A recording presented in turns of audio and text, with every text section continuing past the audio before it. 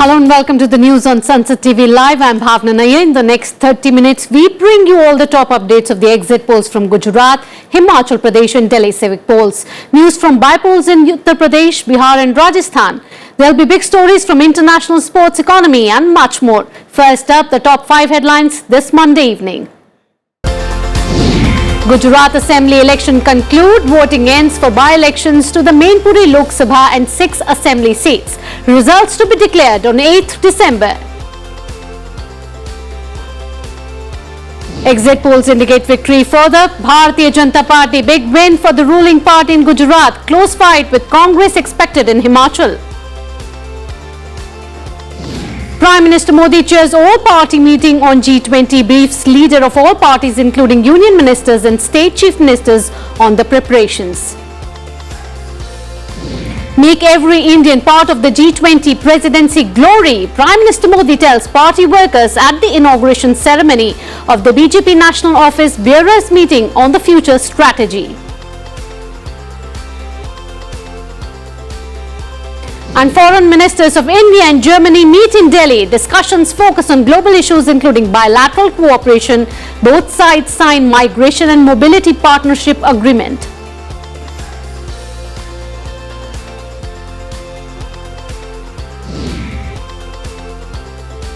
And some speed news now. Need for international cooperation to control drugs menace, says Finance Minister Nirmala Sitharaman.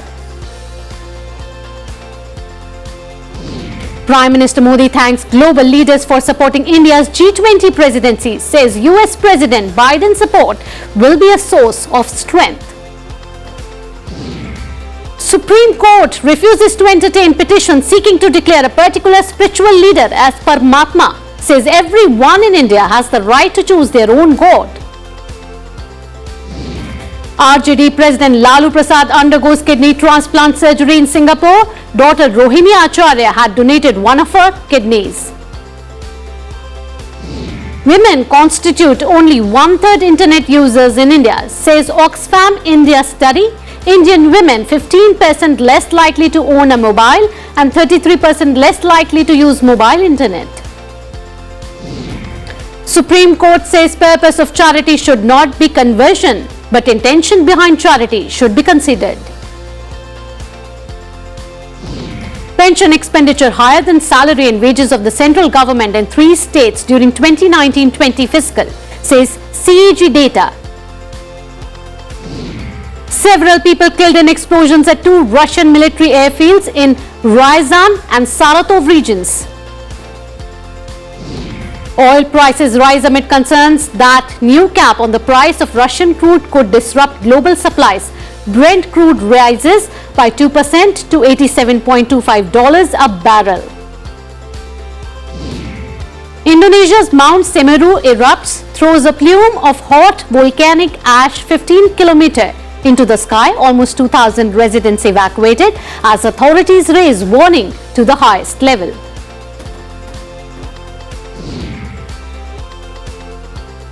And now let's head to Gujarat as final phase of elections get concluded today and all eyes are now on exit polls.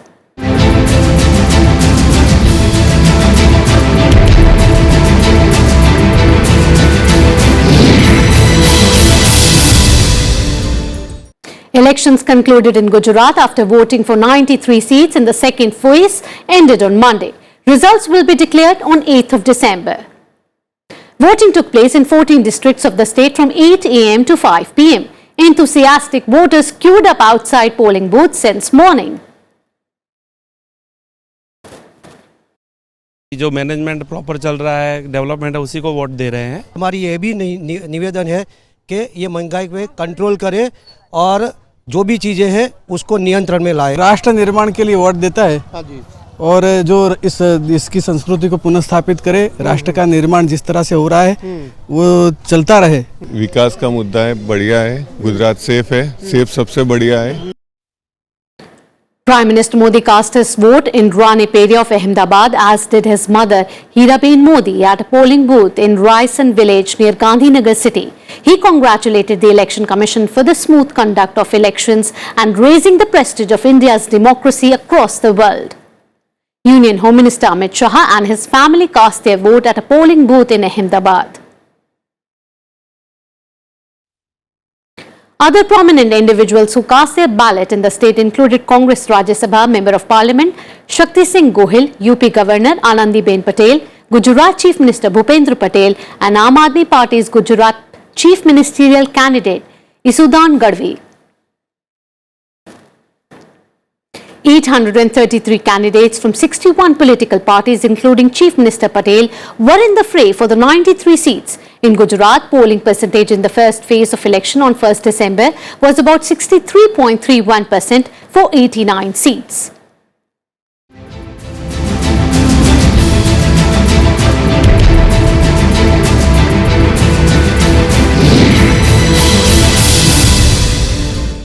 Voting for the by-polls to Mainpuri Lok Sabha seat in Uttar Pradesh and 6 Vidhan Sabha seats in 5 states concluded peacefully today. A lot of enthusiasm was seen among the people on the voting day. It's a tight fight between the BJP and SP for the seat that fell vacant due to the demise of Samajwadi Party founder Mulayam Singh Yadav. Dimple Yadav, daughter-in-law of Mulayam Singh and wife of Akhilesh Singh, is SP's candidate in Mainpuri parliamentary constituency, while BJP has fielded Raghuraj Singh Shakya. Voting was also held for the by-polls to Rampur Sadar and Khatoli in Uttar Pradesh, Padampur in Odisha, Sadar Sheher in Rajasthan, Kudni in Bihar, Bhanu Pratappur in Chhattisgarh. The by-polls were necessitated due to the disqualification of SP MLA Azam Khan and BJP MLA Vikram Singh Saini in Rampur Sadar and Khatoli seats after their conviction in separate cases. Moving on, Prime Minister Narendra Modi said that India's G20 presidency is a matter of pride for all citizens. He called it an occasion to establish globally Indianness and its culture. He said this while addressing a meeting of BJP national office bearers from across the country. Inaugurating the meeting, Prime Minister Modi said there is an acknowledgement worldwide of the country's emergence as an economic power amid global challenges like the Ukraine war and the COVID pandemic.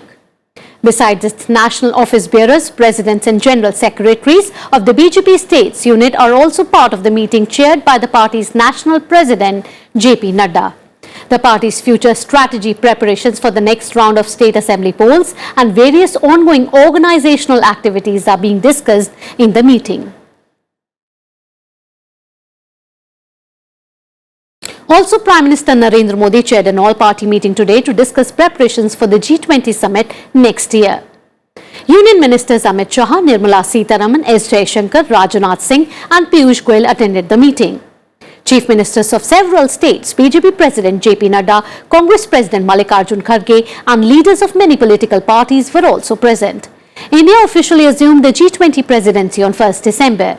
The nation is expected to host over 200 preparatory meetings across the country beginning this month. The next G20 Leaders Summit at the level of heads of states or governments is scheduled to be held on 9th and 10th September next year in New Delhi. India's G20 Sherpa Amitabh Kant has called for working together through hope, harmony and healing to deal with the global challenges. He stressed on focusing on developing countries and the global south, whose voice is often unheard. Kick-starting the first meeting of the G20 Sherpas, Kant highlighted India's initiatives such as Aadhaar, UPI and direct benefit transfer that have helped lift a vast population above the poverty line.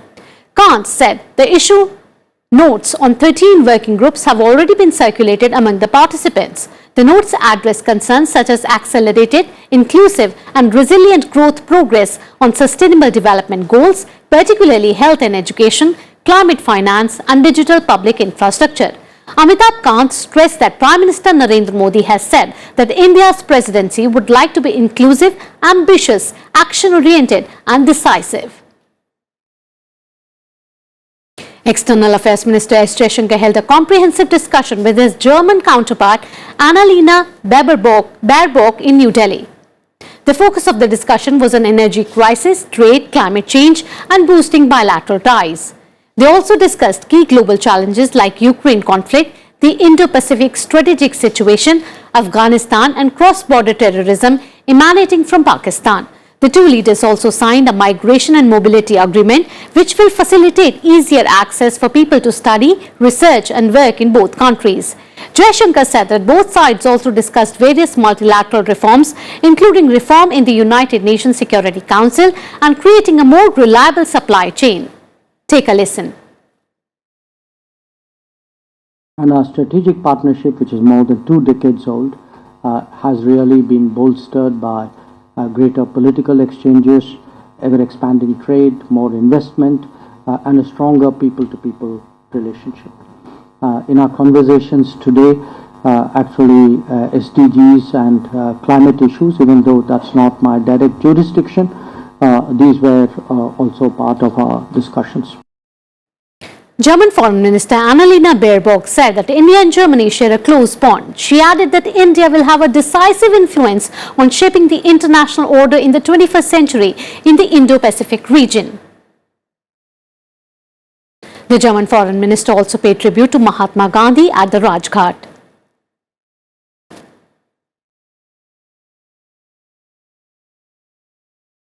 Moving on, India has given a list of Indian products to Russia for access to Russian markets. The move comes days after Russia sent India a list of 500 products for potential delivery, including parts of cars, aircraft and trains. Here are the details. India gave a list of Indian products to Moscow for access to Russian markets, Foreign Minister S. Jaishankar said on Monday. Moscow had earlier sent India a list of more than 500 products for potential delivery, including parts for cars, aircraft and trains, after sanctions following Russia's invasion of Ukraine squeezed its ability to keep vital industries running. Russia has been India's largest supplier of military equipment for decades and the 4th biggest market for Indian pharmaceuticals. We have also given the Russians a set of I would say products which we believe we are very competitive in and which we feel should be getting access to the Russian market. But with India's purchases of Russian oil soaring and coal and fertilizer shipment also strong, the South Asian nation is looking for ways to rebalance trade. Jaishankar added that discussion on expanding trade has been going on for some time, and even before Russia's invasion of Ukraine on 24th February. We will see where there is a demand and supply and where there is a fit.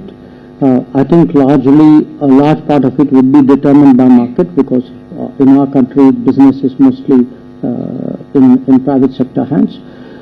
But I don't think people should read anything more into it other than the legitimate expectations of any trading country to increase its trade. During a visit to Moscow in November, Jaishankar said India needed to boost exports to Russia to balance bilateral trade that is now titled towards Russia. Sansad TV Bureau Report. And time now for a look at some more important news from across the nation. President Draupadi Murmu offered prayers at the Lord Venkateshwar temple at Tirumala in Tirupati. Upon arrival at the main temple, priests amid a chanting of Vedic hymns accorded a traditional welcome to the president. Top officials with priests conducted the president to the inner sanctum of the 2 millennia-old shrine. She stood there for 10 minutes and offered prayers to Lord Venkateshwar. Prime Minister Modi asked the Revenue Intelligence Officers, DRI, to adopt the latest global technology-led methods in curbing economic crimes to protect the country's economy.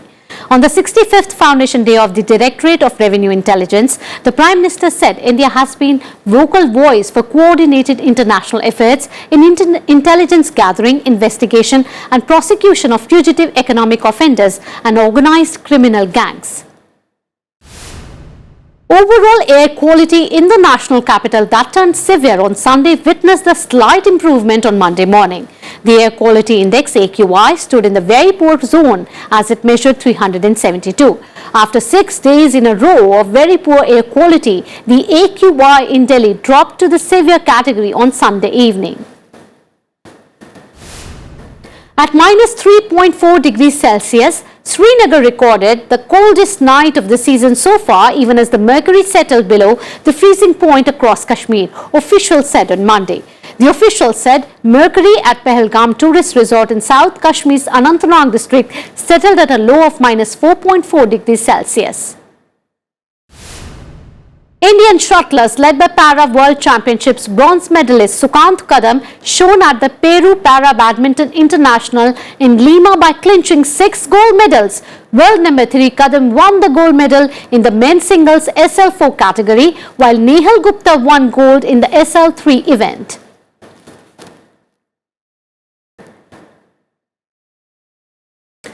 Slipping into a very short break here, lots more coming up on the other side. Do stay tuned to Sansad TV for more news.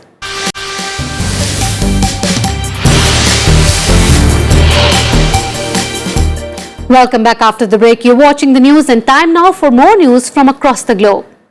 Prime Minister Sher Bahadur Deuba's Nepali Congress emerged as the single largest party in Nepal's parliamentary elections by winning 57 seats and is likely to form the government. The CPN UML has 44 seats so far. The CPN Maoist Centre took 18 seats, while the CPN Unified Socialist has 10. The Rashtriya Swatantra Party, Rashtriya Prajatantra Party and Janata Samajwadi Party have won 7 seats each.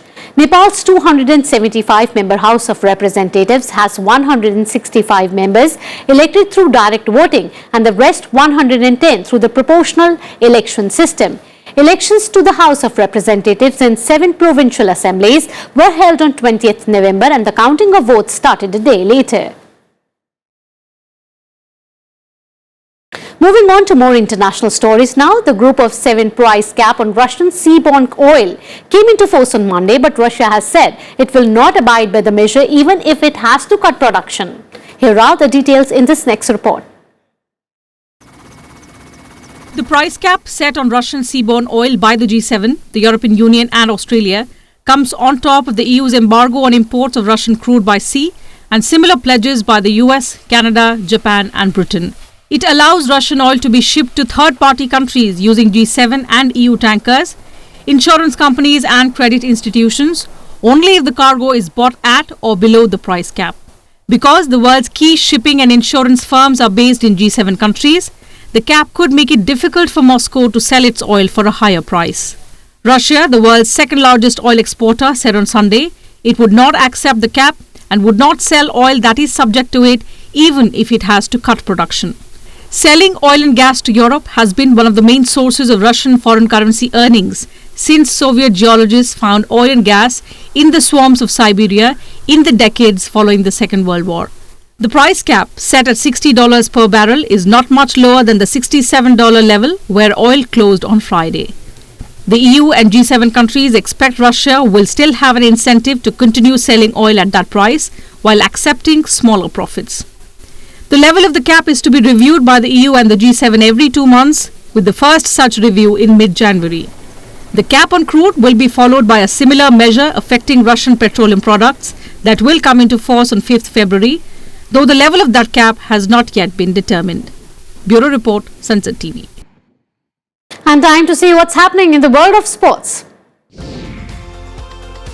Shafali Verma to lead India Under-19 Women T20 World Cup in South Africa next year. Shweta Sehrawat currently leading the Under-19s against New Zealand, named vice captain.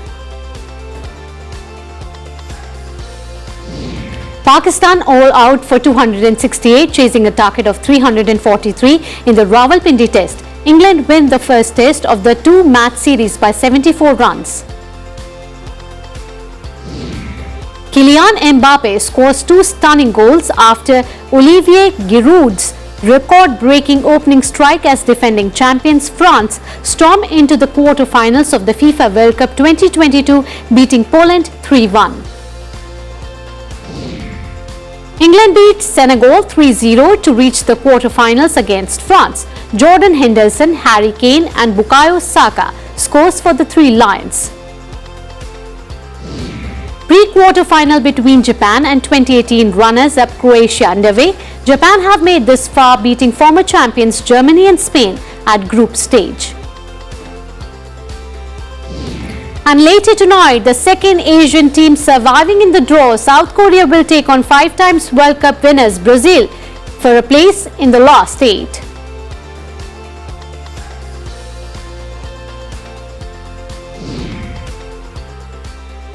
And with that, it's a wrap of today's bulletin. Keep watching Sansad TV for more news and updates round the clock. Thank you for being there. Good night. Namaskar.